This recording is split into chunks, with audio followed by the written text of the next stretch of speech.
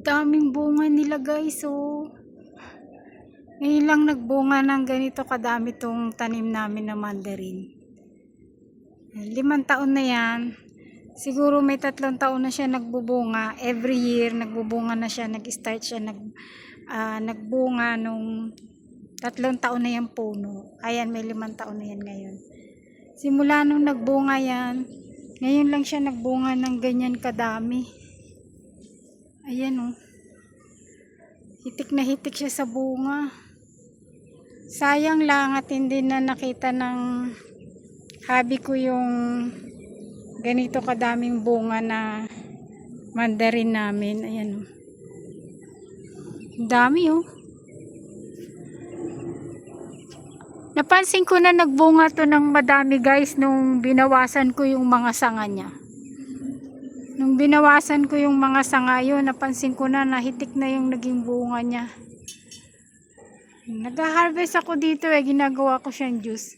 Ito guys, kahit na hinog na siya or pwede na siyang pitasin, hindi siya nag-yellow, green lang talaga siya.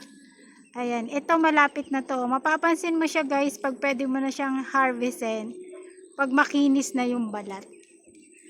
Ayan, pero pag gusto kong minom ng juice, kahit na hindi pa siya makinis, kinukuha ko na siya. Ayan, makatas to eh.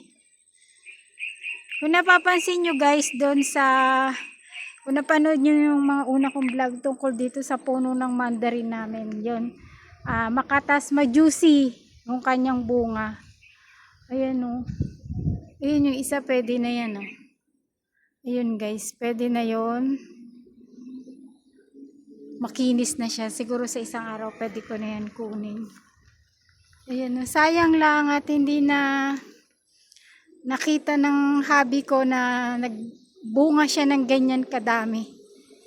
Hindi lang 100 pieces yung bunga niya ngayon. Tapos, continuous pa rin yung pagbunga niya. Ayan guys, kasi may nakikita pa akong mga bulaklak. Ayan, kung mapapansin nyo yung puti na yan. Ayan, yung puti na yan guys. Ayan, bulaklak pa yan. Tapos ang daming maliliit. Ayan, kaya hindi lang 100 pieces.